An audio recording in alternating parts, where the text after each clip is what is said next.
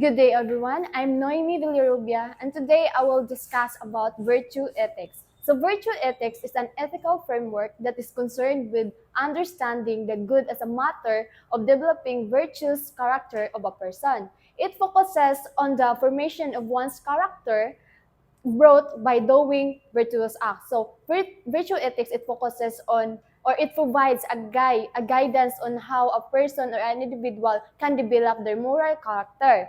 So I will give you an example of virtuous act. So virtuous act is it's an act where is you're doing something good or morally good. For example, being honest, kind, generous, or so you're doing something that is good.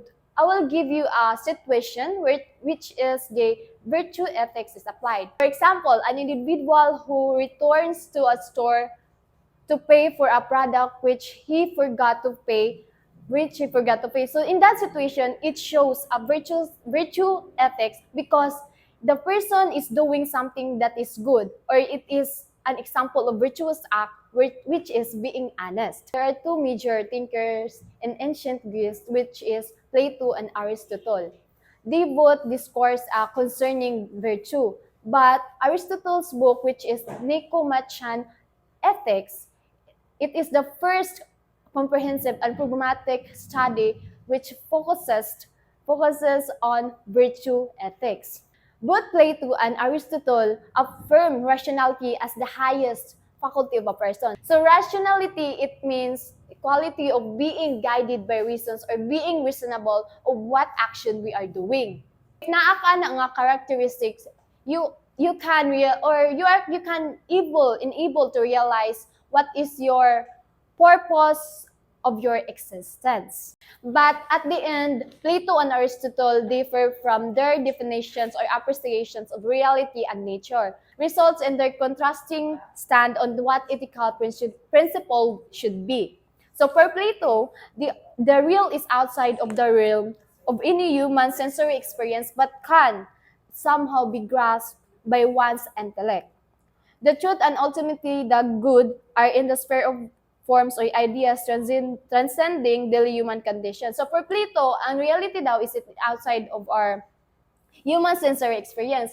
On the other hand, for Aristotle, the real is found within our everyday encounter with objects in the world. What makes nature intelligible is its character of having both form and matter. Therefore, truth and the good cannot exist apart from the object and are not independent of our experience.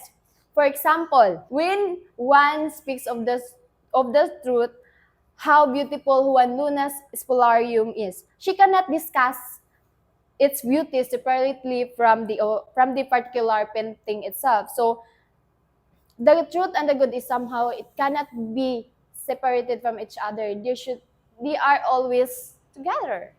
Same is true in understanding the good. The particular act of goodness that one does in the world is more important than any conception of good that is outside and beyond the realm of our experience. This is the ethical theory of Aristotle as engaging the good in our day-to-day living. Thank you. Good day, everyone. My name is Rose Icarus. My topic is all about happiness and ultimate purpose. Happiness as a college student, we find joy in things like making new friends, participating events, enjoying learning and experience personal growth.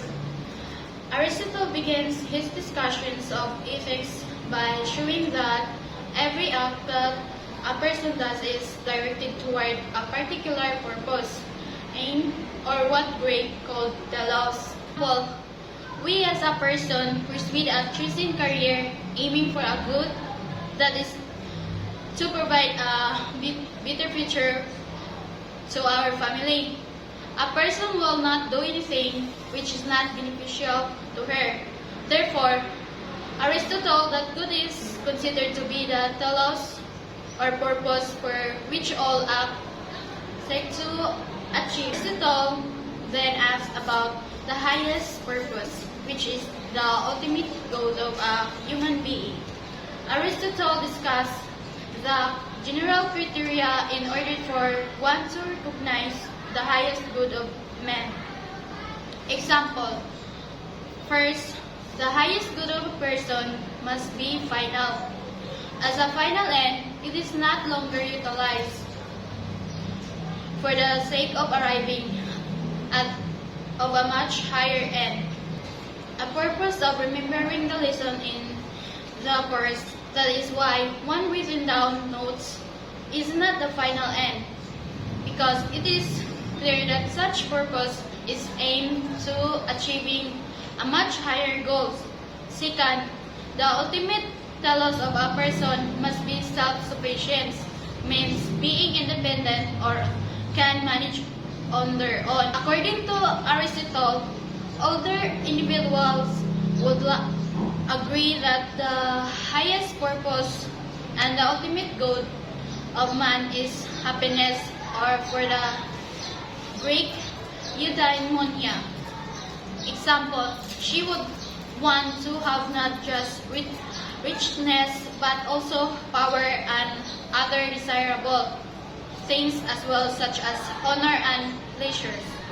Good day, everyone. I am CJ Kent Atienza from BSHM2C. My topic is all about the virtue as excellence. Achieving the highest purpose of a human person concerns the ability to function according to reason and perform an activity well or excellently. This excellently way of doing things is called virtue or arit by the Greeks. Aristotle is quick to add that virtue is something that one strives for in time. One does not become an excellent person overnight.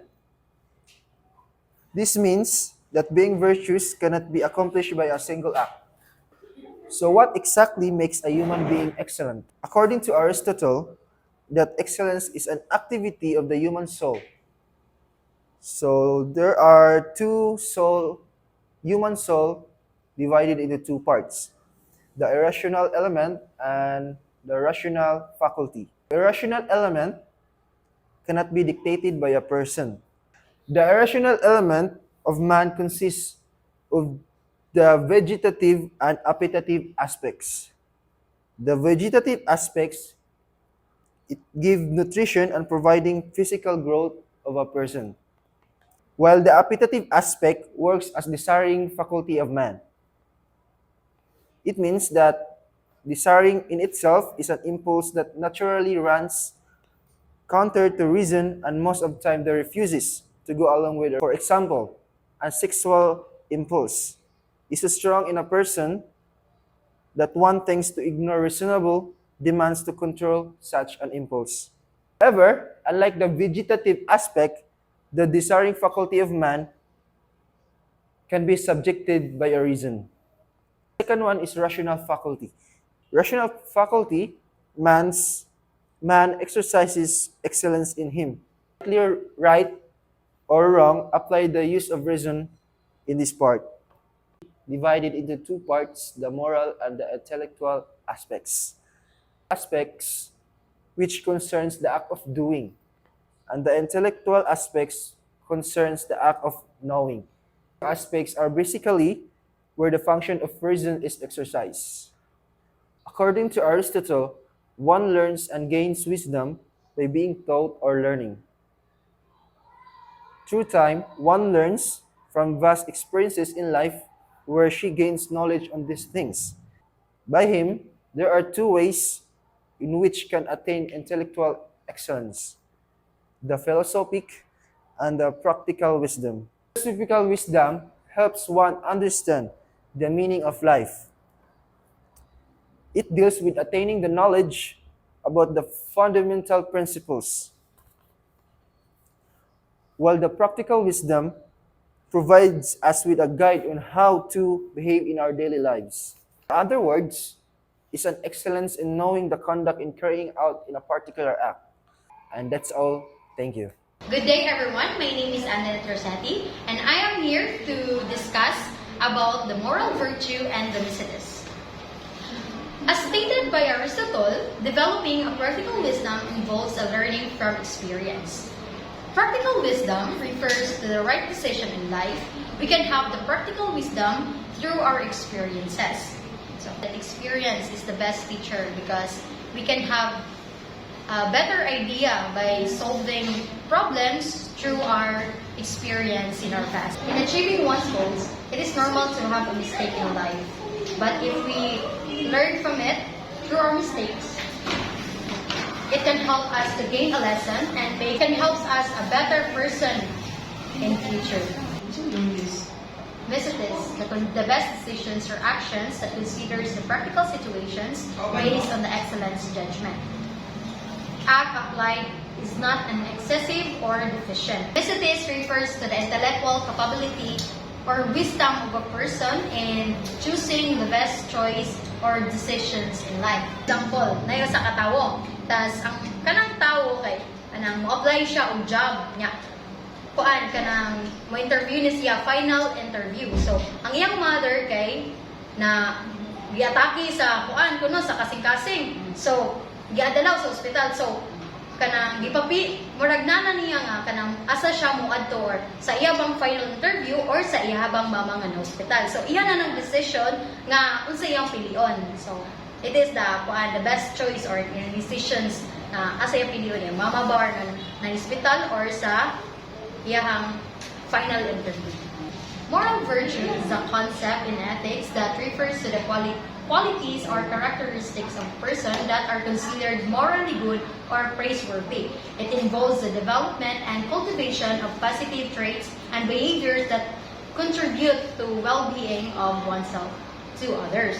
So, moral virtue is a good attitude or behavior being practiced in having an interactions with other individuals. So, for example, is being humble, being polite, and respectful. So, moral virtue, it is not just characteristics of a person that is practiced in front of others, but it is one of the concern by choosing or decision making of a person. So, moral virtue and mesites are almost related because it can be a factor by choosing this decision of this decision in life. So that would be all. Thank you. Hi everyone, good day. I'm Richelle Linglasa. Sa muna continuation sa report ni Antoinette City. So the rational faculty that serves as a guide of the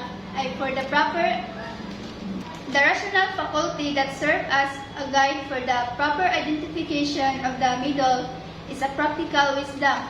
The virtuous person learns from her experiences and therefore develops the capacity to know the proper way of carrying out her feelings, passions, and actions. So the rational faculties of this person, specifically practical wisdom, aid in making a virtuous person develop this habit of doing the good. So habit is not simply burn out repetitive and non-thought of activities in a person. So, para kung ni Aristotle, ang habit kuno is our product of the constant application of reason in the person's actions. Aristotle clarifies further that not all feelings, passions, and actions have a middle point. I mean, it is in the context of being able to identify the good act in a given situation. For example, if someone is faced in a difficult decision, seeking the man would involve weighing the consequences and choosing the action that is fair, just and morally upright, rather than acting impulsively or in a mean-spirited manner. When one murders someone, there is nothing excessive or deficient in the act. Murder is still murder. So para ni Aristotle, wala na kunoy intermediary in the act because there is no proper way that such act can be committed. Aristotle provides examples of particular virtues and the corresponding excesses and deficiencies of this. So this table shows some of the virtues and their vices. The excess is the impulsiveness, recklessness, and the prodigality. Then sa middle is self-control, courage, or liberality. Then sa deficiency is the indecisiveness, cowardice, and the meanness. Impulsiveness is an excess of courage where one acts rashly without proper consideration of consequences. So for example, kanang ning palit ka og kanang gadget, examples kanang cellphone, tas wa ka maguna-una sa kuan imong budget. The next is recklessness. Is an excess in terms of one's feelings and passions.